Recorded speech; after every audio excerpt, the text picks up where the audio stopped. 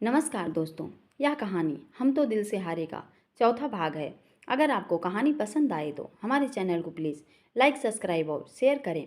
Comment box में बताएं कि यह कहानी कैसी लग रही है। वो खुद को सबसे जोड़ नहीं पाई थी क्योंकि उन्हें कभी इन सब का महत्व ही नहीं पता था और ना एक संयुक्त परिवार के साथ मिलजुल कर रहने की आदत थी। बचपन से ही परिवार के नाम पर उनके पास बस एक बड़े भाई के रूप में अविराज जी थे। इसलिए तो हमेशा अकेलापन ही की आदि थी और एक तरफ से यही उनका स्वभाव भी बन चुका था। जब तक विनोद जी के भाई बड़े भाई थे तब तक तो वो शांत भी रहती थी क्योंकि उनके कड़क स्वभाव और उनके बड़े होने के सम्मान के कारण वो कुछ कहती नहीं थी। लेकिन उनके जाने के बाद से जब सब कुछ विनोद जी के कंधों पर आ गया तो शैलजा को ये बात खटकने लगी कि उनके पति की सब कुछ देखते हैं, पूरा घर चलाते हैं, यहाँ तक कि अपने भाई के बिजनेस को भी बनाए रखने के लिए भी प्रयास करते रहते हैं और उनके परिवार को भी संभालते हैं और उनके बाद भी उन्हें इसका कोई फल नहीं मिलता। और एक डर उन्हें ये भी लगता था कि विनोद जी जितने उदार हृदय वाले इंसान हैं, कहीं एक दिन वो सब कुछ शुभांश को ही ना दे दें। इन्हीं सब चिंताओं से घिरते हुए उनके मन में एक डर का अंकुरण होने लगा जिसने धीरे धीरे उनके स्वभाव को थोड़ा चिड़चिड़ा कर दिया। उन्होंने सब कुछ शरण के नाम करने की विनोद जी से जिद पकड़ ली और एक आए दिन उनके इसी के लिए झगड़ने लगी। लेकिन ये उनका मूल स्वभाव ना था। वो जब किसी से प्यार करती तो बहुत प्यार करती, फिर चाहे वो परिवार ही क्यों ना हो। लेकिन जब मूड खराब होता तो कब किस बात के लिए किस पर बिगड़ जाती पता ही न चलता। हम इस घर से कहीं नहीं जा रहे माँ, क्योंकि ये हमारा भी घर है और हम इनसे झगड़ा कर रहे हैं तो सिर्फ अपने बच्चों के लिए, भविष्य के लिए, क्योंकि हम अपने बच्चों का फ्यूचर सिक्योर करना चाहते हैं। जो पता नहीं क्यों ये समझ नहीं रहे। शैलजा जी खिंचते हुए बोली, समझ तुम नहीं रही हो इसे शैलजा।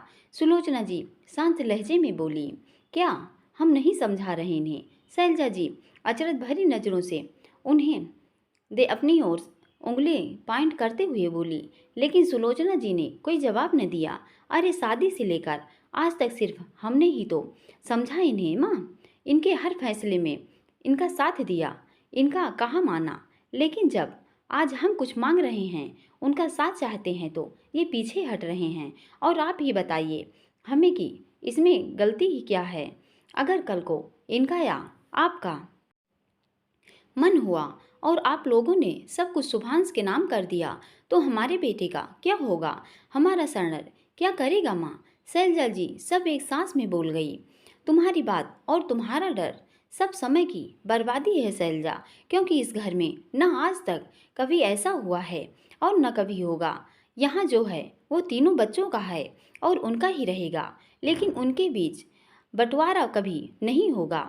लेकिन हम ये कैसे मान ले माँ कि हमारा डर गलत है? और आप या ये विनोद जी की ओर देखें, उंगली पॉइंट करते हुए बोली, ऐसा भी कभी कुछ नहीं करेंगे। और दूसरी बात, यहाँ सब कुछ तो विनोद देख रहे हैं ना, तो इसके लिए इन्हें क्या मिलता है? कुछ भी नहीं। भाई साहब का बिजनेस बनाए रखने के लिए ये दिन रात लगे रहते हैं, लेकिन वो हैं किसके नाम पर? शुभांश के। और उसके साथ भी फैमिली बिजनेस में शुभांश का अलग से एक हिस्सा है। ऐसा क्यों? जब बात बराबरी की है तो सब बराबर कीजिए ना। जब शुभांश के पिता का बिजनेस उसके नाम हो सकता है तो हमारे बेटे के पिता का बिजनेस उसके नाम क्यों नहीं हो सकता? शैलजा तमीज़ से बात कीजिए, भूलिए मत माँ से बात कर रही हैं आप। और अपनी ये वाहियात सोच अपने पास ही रखिए। इसकी चिंगारियों से इस घर को मत जलाइए प्लीज। विनोद जी गुस्से से दांत भींचते हुए बोले। शैलजा जी उन्हें देख गुस्से से फिर कुछ बोलने को हुई, लेकिन तभी बात बढ़ते देख सुलोचना जी बोल पड़ी, तुम्हें शरण का भविष्य सुरक्षित करना चाहिए ना शैलजा?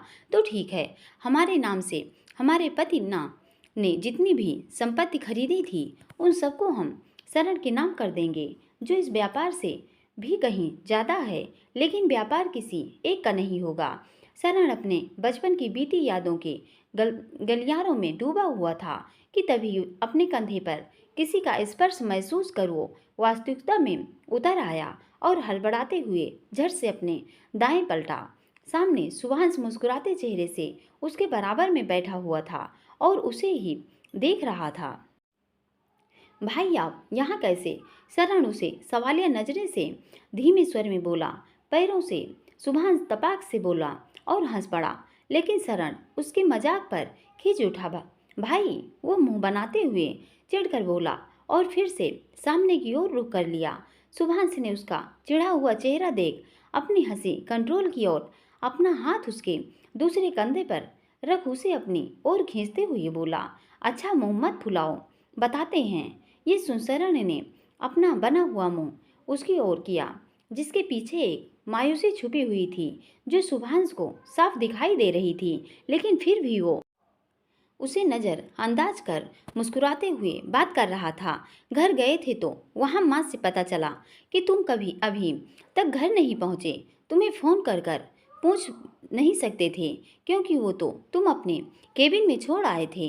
इसलिए अब हमारे पास यहाँ आकर देखने के अलावा कोई रास्ता ही नहीं था, तो बस चले आए और तुम हमें यहाँ मिल भी गए। सुभाष मुस्कुराते हुए बोला और अपनी बात कहकर चुप हुआ, जिसके साथ से शरण ने भी अपना चेहरा फिर सामने फेर लिया और दोनों के बीच एक खामोशी ने जगह बना ली। कुछ पलों तक सुभाष शरण के बोलने का इंतजार करता रहा कि शरण तो वो कुछ बोले, लेकिन बहुत देर बाद भी वो कुछ न बोला, जिसे देख उसने ही अपना हाथ शरण के कंधे से हटाया और सामने के शांत बहते पानी को देखते हुए बोला, चाचू से नाराज हो या खुद से? आवाज़ सुन शरण ने झट से पलट कर उसकी ओर देखा तो उसे समय सुभाष ने भी उसकी ओर रुख किया। जो बोलना चाहते हैं वो सीधे सीधे बोलिए भाई, ये घुमा फिरा कर मत बोलिए। शरण उसकी आंखों में अपना अक्स देखते हुए शांत चेहरे से बोला, जो बिहेव तुमने मामा जी के साथ किया ऑफिस में किया, वो क्या था? क्या ज़रूरत थी उस सब की? क्या ज़रूरत थी मतलब? भाई और डैड के बारे में कितनी बकवास किए जा रहे थे, वो क्या हम सब चुपचाप खड़े सब सुनते रहते, अपने डैड को इंसल्ट होने देते। और उन्होंने जो डैड के साथ किया वो क्या कम था जो बात बात पर उन्हें नीचा दिखाते रहते हैं? अच्छा ठीक है, मानते हैं कि उन्होंने गलत बोला तो तुम्हें गुस्सा आ गया, लेकिन चाची जी की बीच में क्यों लाए आए? उन्हें क्यों भला बुरा कहा? सुभाष ने शांत लहजे से बोलते हुए फिर उस पर सवाल दाग दिया। शरण इस बार थोड़ा खिंच उठा। प्लीज भाई, उनके बारे में हमें कोई बात नहीं करनी, ये बोल उसने फिर सामने की ओर रुख किया। सुभाष ने उनकी खिजन देखकर एक गहरी सांस ली और अपना हाथ उठाकर उनके चेहरे को थाम अपनी ओर घुमाया। 17 साल बीत चुके हैं, अब तो भूल जाओ वो सब और माफ़ कर दो चाची और मामा जी को प्लीज, वो उसे समझाते हुए याचक स्वर में बोला। ये सुन शरण के चेहरे पर एक गहरी शांति का आवरण चढ़ाया और सुभाष पर ठहरी नजरों में हल्की हल्की सी शिकायत उभर आई। उसने आहिस्ता से अपना हाथ उठाकर सुभाष के हाथ पर चढ़ाया और उसे अपने चेहरे से नीचे उतार दिया। आप हमारी जगह होते तो माफ़ कर देते, भूल जाते वो सब जो उनके कारण डैड ने फेस कर लिया। देखो, अपनी ये वकीलगिरी हम पर मत लाओ, हमारी बात हम पर ही पलट रहे हो। यह बात हमारी नहीं तुम्हारी है।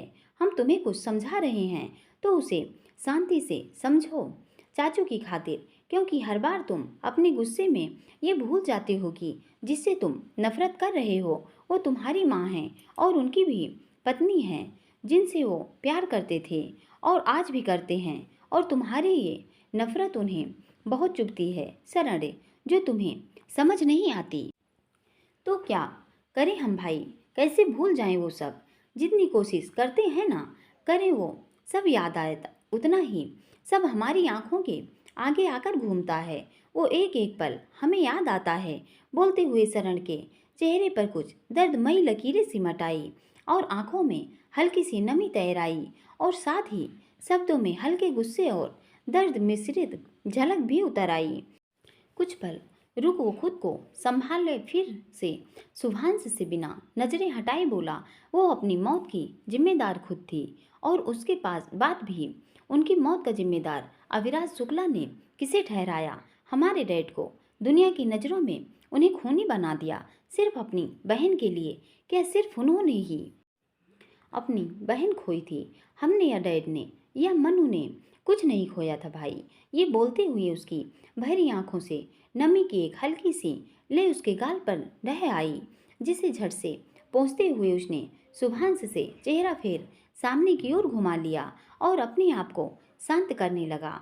इधर शुभांश भी उसकी बात पर अब पूरी तरह निशब्द हो गया और अपने हाथों को मोड़ कोहनियों को घुटने पर टिकाकर चेहरा हथेलियों से भर लिया।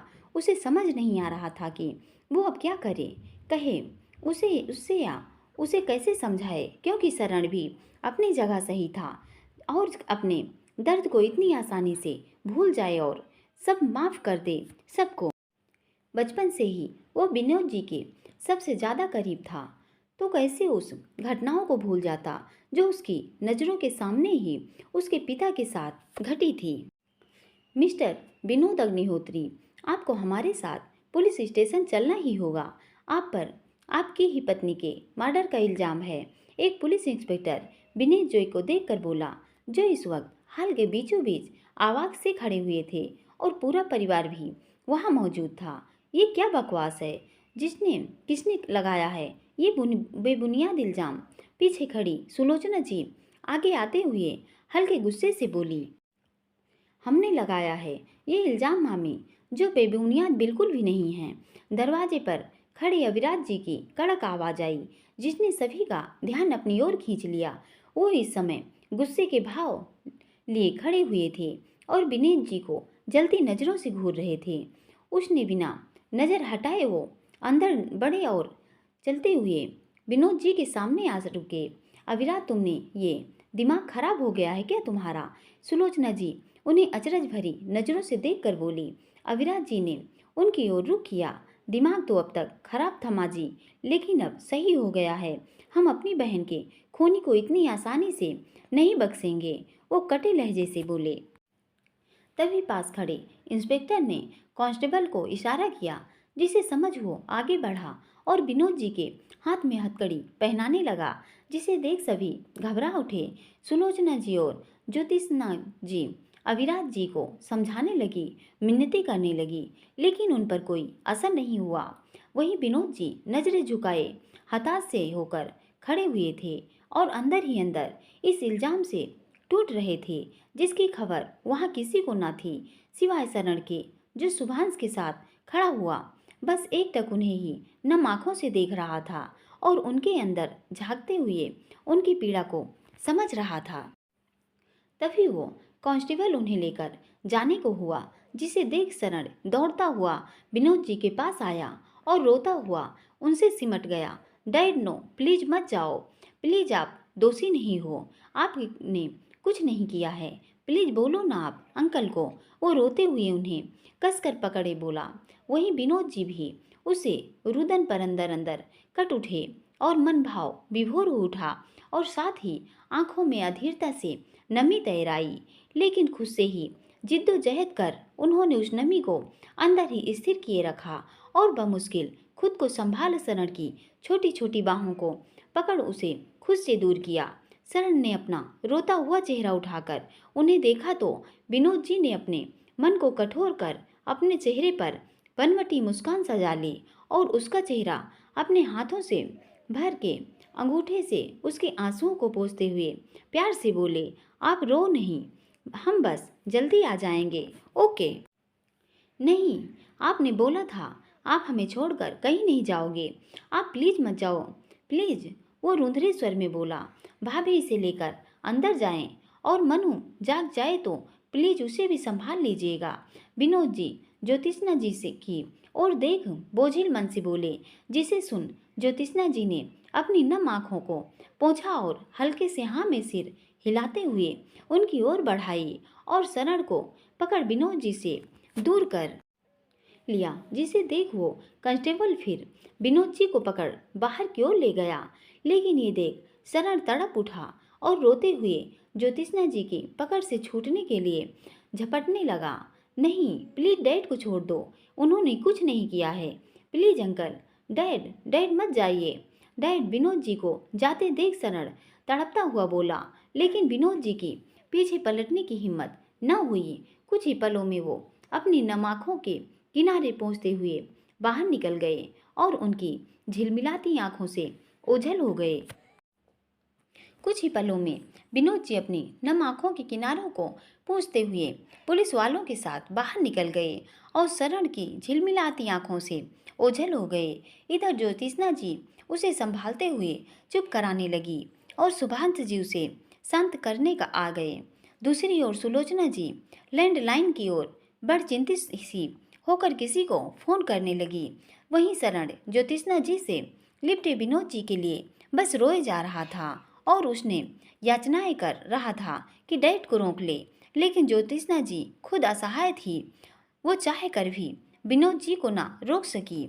दूसरी ओर अविराज जी जो कुछ ही दूरी पर खड़े शरण को रोता तड़पता देख अंदर ही अंदर कट रहे थे, वो कुछ कदम चल उसके पास आए और आहिस्ता से उसे ज्योतिष्णा जी से अलग कर अपनी ओर पलटा।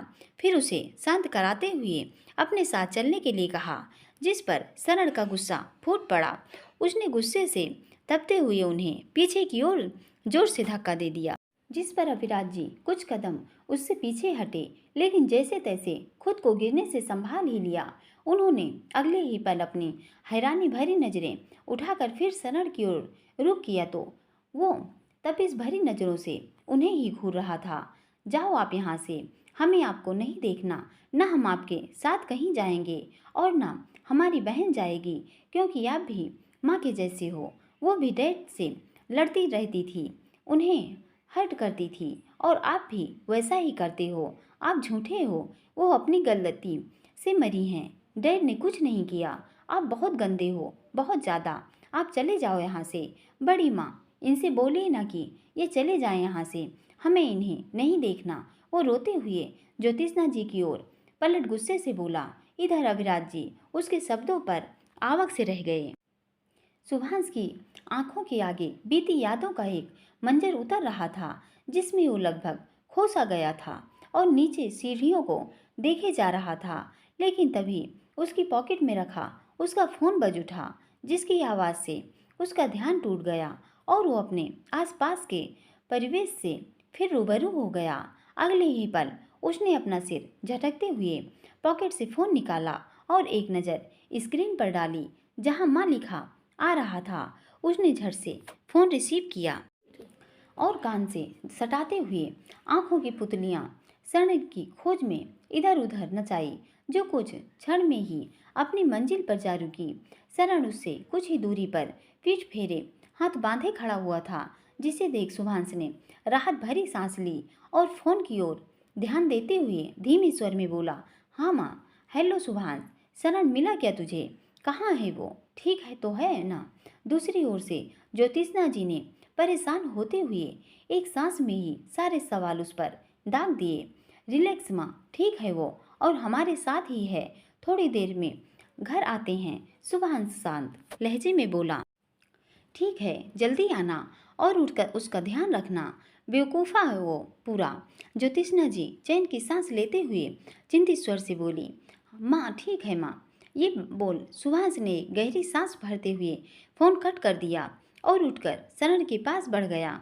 चलते हुए वो उसके पास आया और शरण के कंधे पर अपना हाथ रखते हुए उसके बराबर में खड़ा हो गया। वहीं उसके हाथ के गर्म स्पर्श पर शरण अपनी सोच से बाहर आया और झट से अपने बंधे हाथ खोल सुभाष की ओर पलटा, जो भीनी मुस्कान अधरों पर सजाए उसे ही देख रहा था। सालों पहले जो कुछ भी हुआ, हम तुम्हें उसे भूलने के लिए नहीं कहेंगे अब से, क्योंकि तुम्हारा दर्द शायद हम तो क्या कोई भी नहीं समझ सकता, क्योंकि हमने उस सब को बस देखा था, लेकिन तुमने तुमने तो उसे सहा भी है और जिया भी है शरण। इसलिए अब से हम तुम्हें कोई नसीहत नहीं देंगे और इस सब के बारे में भी कोई बात नहीं करेंगे। हाँ, लेकिन भाई होने के नाते इतना कहेंगे कि बस चाचू को अपनी वजह से हर्ट मत करो। तुम और मनु जान हो उनकी। चाचू के लिए तुम भी इम्पोर्टेंट हो और चाची भी हैं। फिर भले ही वो आज इस दुनिया में नहीं हैं, लेकिन उनके दिल में वो है। बस इस बात को समझो और बाकी तो तुम हमसे भी ज़्यादा हो, तो हमें तुम्हें कुछ और समझाने की ज़रूरत नहीं है। शुभांशु से समझाते हुए सहसा से बोला। शरण कुछ पल उसे शांत नजरों से बिना कुछ बोले देखता रहा, लेकिन फिर अचानक ही उसके गले से लग गया और अपने हाथ उसकी पीठ पर कस लिए। फिर जिस पर शुभांशु एक पल के लिए तो चौंक सा गया, लेकिन फिर अगले ही पल उसके चेहरे पर एक बड़ी सी मुस्कान विराजमान हो गई और उसने भी अपने हाथ उसकी पीठ पर कस लिए। आप वर्ल्ड के बेस्ट ब्रदर हो भाई। आप जितना हमें समझते हो ना, उतना कोई नहीं समझता, कोई भी नहीं। शरण शांत लहजे से बोला। वो तो है, लेकिन अब मक्खन लगा लिया हो तो हटो भी, घर भी जाना है, भूख लगी है हमें। शुभांश हंसते हुए बोला और उसे अपने आप से अलग कर दिया। अब कोई मक्खन नहीं लगा रहे, आप सच में बेस्ट हो भाई। और हाँ, आप जाओ, हम थोड़ी देर बाद आ जाएंगे, हमें कुछ देर यहीं बैठना है। शरण उसे देख शांत चेहरे से बोला। कोई बैठना बैठना नहीं है, चुपचाप सीधे घर चलो, वहाँ माँ इंतजार कर रही हैं।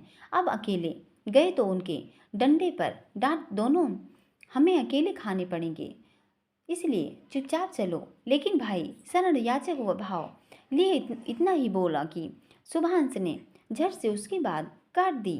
लेकिन कोई नहीं, चुपचाप घर चलो। शुभांश की जिद के आगे शरण की एक न चली, जिससे न चाहते हुए भी उसे घर जाना पड़ गया, क्योंकि वो शुभांश की बात ज़्यादा टाल नहीं सकता था। प्यार जो करता था उससे, दोनों भाइयों के बीच इतना गहरा प्यार था कि कोई कह नहीं सकता था कि वो कजिन हैं। लेकिन उसके बीच इस प्यार की सबसे बड़ी मजबूत जड़ थी विनोद जी और ज्योतिष्ना जी की परवरिश, जिन्होंने कभी भी अपने बच्चों के बीच किसी तरह का मतभेद न आने दिया था। इसी तरह धीरे धीरे 15 दिन बीत रहे थे, लेकिन इन 15 दिनों में काफ़ी कुछ घट चुका था।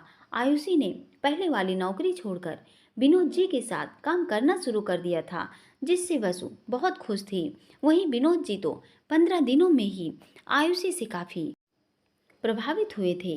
वो जैसे जैसे आयुषी का काम देखते, कभी कभी तो हैरान हो उठते।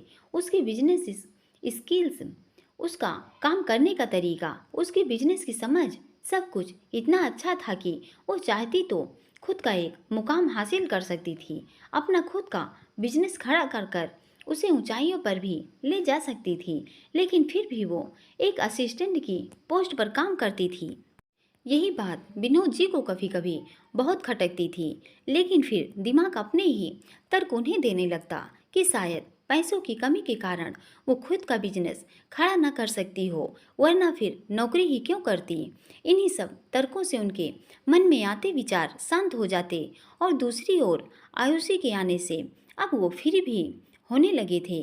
उनके काम का भार आयुषी के आने से लगभग चला ही गया था, जिससे अब वो घर हमेशा की तरह देर से नहीं बल्कि जल्दी आ पाते थे और अपने परिवार के साथ कुछ पल सुकून के गुजार लेते थे।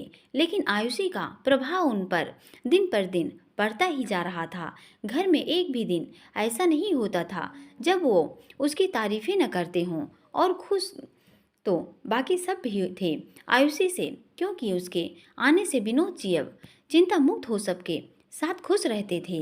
वहीं दूसरी ओर आयुषी की जिंदगी अब भी वैसी ही शांत नदी के बहाव की तरह बहे जा रही थी। लेकिन नदी का बहाव कब तक शांत रह सकता था? कभी न कभी तो उसमें तो उफान आता ही है, जो उसकी लय को पूरी तरह बिगाड़ देता है। और यही आयुषी के जीवन में अब हो रहा था। रंजन जी उसकी खातिर कुछ दिनों के लिए बाहर गए हुए थे, लेकिन वो कहाँ गए हैं, ये बात सिर्फ आयुषी और सुहासिनी जी ही जानती थी, क्योंकि रंजन जी सुहासिनी जी से कभी कुछ नहीं छुपाते थे। लेकिन उनके जाने के बाद सुहासिनी जी ने आयुषी का रिश्ता अनीता जी की रिश्तेदारी में तय कर दिया था और शादी वसु के साथ ही रखी थी, जिससे रंजन जी पूरी तरह अनजान थे और वहीं वसु इसकी पूरी तरह विरोध में थी। लेकिन वो अकेली ये सब कैसे रोकती? उनके रंजन जी को सब बताना भी चाहा ताकि वो सुहासिनी जी को रोक सके। लेकिन जब से वो गए थे उनका फ़ोन तभी से बंद आ रहा था। वसु ने आयुषी को भी समझाया कि वो मना कर दे, लेकिन आयुषी ने न इसके लिए सुहासिनी जी से मना किया और न उनके फैसले का कोई विरोध किया। वहीं अनीता जी और सुहासिनी जी ने तो उन दोनों की शादी की तैयारियां शुरू कर दी, क्योंकि अब बस 15 दिन ही रह गए थे। लेकिन 15 दिन बाद जब रंजन जी घर पहुंचे तो वसु से उन्हें पता चला, जिसके बाद उनके और सुहासिनी जी के बीच एक बहस छिड़ गई थी। दिमाग खराब हो गया है आपका सुहासिनी, किससे पूछकर आपने ये सब लिया? और होती कौन है आप उसकी जिंदगी का फैसला लेने वाली? रंजन जी गुस्से के सामने खड़ी सुहासिनी जी पर बरसते हुए बोले, जो भावहीन चेहरे के साथ नजरें झुकाए नीचे फर्श को देख रही थी। वहीं उनके कुछ दूरी पर वसु और अनीता जी भी खड़ी हुई थी और कुछ दूरी पर अंजू भी। हम उनकी बुआ हैं रंजन जी, और हमें उसके लिए कुछ करने के लिए किसी से पूछने की ज़रूरत नहीं है। वो हमारे भाइया की बेटी है और हमारी जिम्मेदारी है, तो अपनी जिम्मेदारी तो निभाएंगे ना हम। सुहासिनी जी उनकी ओर नजरें उठाते हुए सपाट लहजे से शांत स्वर में बोली, आपकी जिम्मेदारी ये कब से हो गया? आप उसकी बुआ हैं, ये कब से याद आ गया आपको? रंजन जी ने उन्हें अचरज से देख तंज कसते हुए पूछा, लेकिन सुहासिनी जी ने कोई जवाब न देते हुए अपना चेहरा दाईं ओर फेर लिया और अंदर उठती बेचैनी को छुपाते हुए अपने हाथों को आपस में दबाने लगी।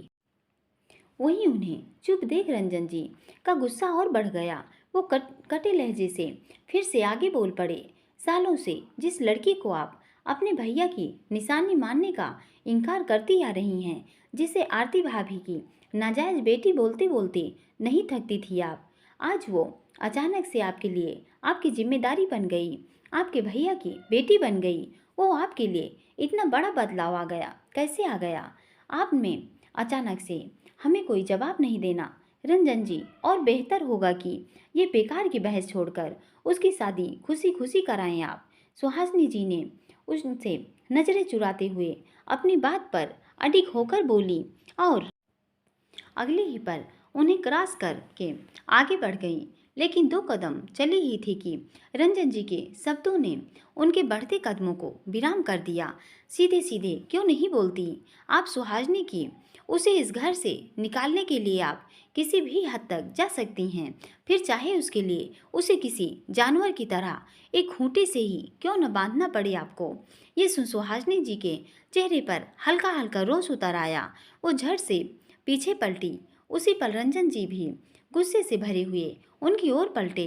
हम इतने भी कठोर नहीं हैं रंजन जी की अपनी नफरत में उसे नरक में धकेल दें, बहुत ही सोच समझकर और लड़के वालों को जांच परख कर ही हमने और उनके उन अपनों ने से तो लाख बेहतर है जो उनकी धूमधाम से शादी करा रहे हैं, कोई दिखावा नहीं कर रहे, वरना उस अपाहिज को अपना सके ऐसा परिवार इस उज्जैन में तो क्या पूरी दुनिया में कहीं नहीं है। सुहासिनी जी उन्हें देख कटे लहजे से बोली। सुहासिनी, रंजन जी गुस्से से ऊंचे स्वर में चिल्लाए। चिल्लाइए मत रंजन जी, आपके चिल्लाने से सच नहीं बदल जाएगा कि वो अपाहिज है, और भूले मत अपाहिज होने के साथ साथ वो एक नाजायज भी है, और नाजायजों को कोई अपने घर की इज्जत बनाना तो दूर अपने घर की चौखट पर खड़ा तक नहीं होने देता। इसलिए अच्छा यही है कि हो जाने दीजिए इस शादी को। हम आपकी बीमारी का सोचकर चुप रहते हैं, इसका मतलब ये नहीं कि आप कुछ भी बकवास करती जाएं। सुहासिनी, आपके लिए ये बकवास है, लेकिन बात तो सच ही है। तो एक सच हमारा भी कान खोल कर सुन लीजिए और समझ भी लीजिए। सुहासिनी, हमारे रहते आयुषी की शादी किसी भी अरे गहरे इंसान से नहीं होगी, मतलब नहीं होगी। वो सिर्फ जिम्मेदारी नहीं है हमारी, बचपन से लेकर आज तक अपनी बेटी माना है हमने उसे, इसलिए इतना बड़ा अन्याय हम हरगिज नहीं होने देंगे उसके साथ। रंजन जी उन्हें गहरी नज़रों के साथ चेताते हुए बोले, फिर बिना उनसे नज़रें हटाए पीछे खड़ी वसु से सख्त सख्त स्वर में पूछा, आयुषी कहाँ है वसु? अब अपने रूम में। वसु उन्हें देखकर डरे से स्वर में बोली। रंजन जी ने सुहासिनी जी से नजरें फेरी, जो उन्हें बराबरी से गरमाती हुई देख रही थी। उनके साइड से होते हुए वो उन्हें क्रॉस कर आगे की ओर बढ़ गए, लेकिन कुछ कदम चले ही थे कि सुहासिनी जी के कड़े शब्दों की गूंज उनके कानों में पड़ी, जिसने उनके कदमों को विराम दे दिया। अगर हर बार आप अपनी मनमानी कर सकते हैं तो इस बार हम भी अपनी मनमानी करेंगे रंजन जी, और अगर आप इस शादी के बीच आए तो हम उसे जाकर सच बता देंगे कि आपसे हमने 5 साल पहले मिन्नतें कर कर एक बहुत बड़ा झूठ बुलवाया था, और उसे सुनने के बाद ना तो वो आप पर विश्वास करेगी और न यहाँ रहेगी। फिर उन सब की तरफ आप भी उसकी नफरत के भागीदार बन जाएंगे। ये सुन रंजन जी का चेहरा और सख्त हो गया और गुस्से से मुट्ठियां कस गई। अगले ही पल वो खुद को बमुश्किल कंट्रोल कर पीछे पलटे तो सामने खड़ी सुहासिनी जी का अक्ल भी उनकी तपिश भरी आंखों से उतर आया, जो उन्हें बराबरी से घूर रही थी। दूसरी ओर वसु और अनीता जी उन दोनों को समझी के भाव से देख रही थी। उन्हें समझ ही नहीं आ रहा था कि सुहासिनी जी किस सच की बात कर रही हैं। तभी रंजन जी सुहासिनी जी को गहरी नज़रों से घूरते हुए उनकी ओर बढ़े और कुछ कदम चल उसके पास आ गए। आप हमें ब्लैकमेल कर रही हैं, वो धीमे स्वर में दांत भींचते हुए बोले, जिसे केवल सुहासिनी जी ही सुन पाई, जो उन्हें अभी भी बराबरी से देख रही थी।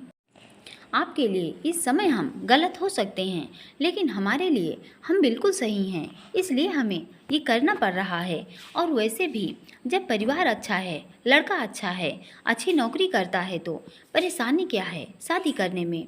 अनीता की जान पहचान के लोग हैं वो, और उन्हें सामने से किसी लड़के के बारे में पूछा तो हमारे मन में उसका ख्याल आया कि क्यों ना उसी की शादी करा दें। सब अच्छे हैं तो इसलिए हमें फ़ोटो भेजी उसकी, तो उन्हें वो पसंद आ गई, और उन लोगों को तो उसके पैरों की परेशानी से भी फर्क नहीं पड़ता। तो फिर दिक्कत कैसे नहीं है माँ, आयु का मन ही नहीं है शादी का, फिर आप ज़बरदस्ती क्यों कर रही हैं ये सब।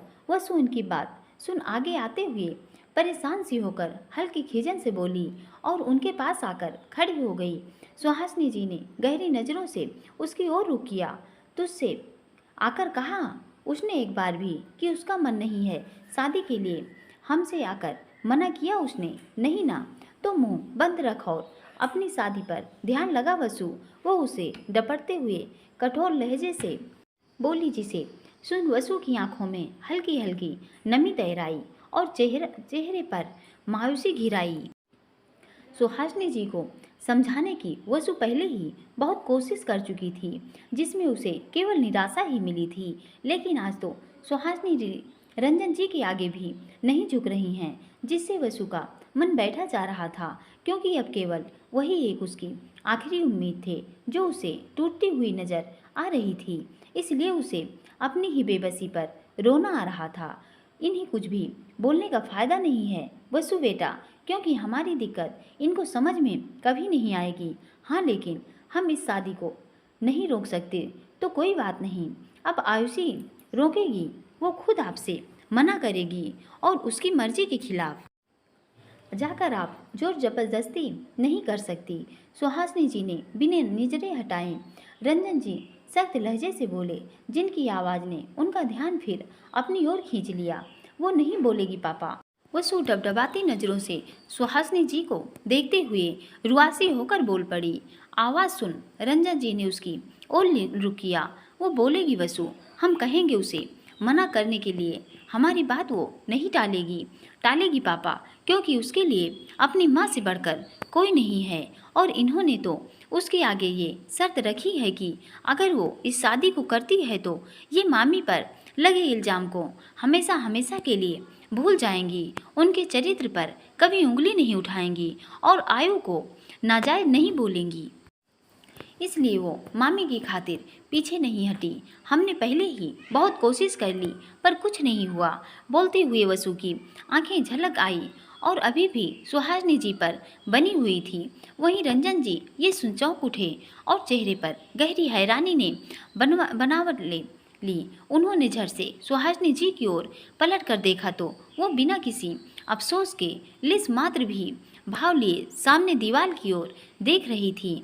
उन्हें देख रंजन जी का मन भारी हो उठा और चेहरे पर बेबसी और गुस्से से मिश्रित भाव उतर आए। आज जो ये सब आप कर रही हैं ना, उसके साथ उसके लिए एक दिन बहुत पछताएंगी, लेकिन तब आपके उस पछतावे का कोई मतलब नहीं रह जाएगा, क्योंकि तब तक बहुत देर हो चुकी होगी। हम उसके लिए कभी नहीं पछताएंगे रंजन जी। सुहासिनी जी बिना उन्हें देखे यथास्थित में खड़ी सपाट से बोली। यह आपकी नहीं, आपके अंदर जहर और आपका गुरूर बोल रहा है, जो एक दिन टूटेगा जरूर, क्योंकि ऊपर वाले के घर में देर है अंधेर नहीं, और जब ये टूटेगा ना, तब आप अकेली दिखते होंगी, बिल्कुल अकेली, खुद के गिल्ट के साथ। और एक बात, अगर इस रिश्ते में कुछ भी गड़बड़ी निकली तो याद रखिएगा, हमसे बुरा कोई नहीं होगा, भूल जाएंगे हम आपकी बीमारी को भी। रंजन जी उन्हें कड़े शब्दों में चेताते हुए बोले और अगले ही पल अपने कदम अंदर की ओर बढ़ा दिए। वहीं सुभाषिनी जी और अनीता जी उन्हें जाते देखती रही, लेकिन तभी अचानक से सुहासिनी जी की आवाज़ ने फिर उनके बढ़ते कदम को रोक दिया। 10 दिन बाद सगाई है उसकी देवेश के साथ, तैयारियां देख लीजिएगा और उनके परिवार से मिलकर अपनी तसल्ली भी पूरी कर लीजिएगा। वो सपाट लहजे से बोली। आवाज़ सुन रंजन जी रुके, लेकिन उनकी बात सुन न वो पीछे पलटे और न कुछ जवाब दिया। अगले ही पल वो आगे बढ़ गए और उनकी आंखों से ओझल हो गए। उनके जाते ही वसु भी भारी मन से अपने आंसुओं को पोंछ उसके पीछे चली गई। दोस्तों, पूरी कहानी सुनने के लिए बहुत बहुत धन्यवाद। आप लोग नहीं जानते, हमारे इस चैनल पर रिव्यूज़ कंटेंट आ गया है, जिसके कारण वो चैनल हमारा मोनेटाइज नहीं हो पाया, इसलिए हम अपनी कहानी इस चैनल पर डाल रहे हैं। प्लीज़ आप लोग अपना सहयोग कीजिए, जिसके लिए आपको तहे दिल से धन्यवाद।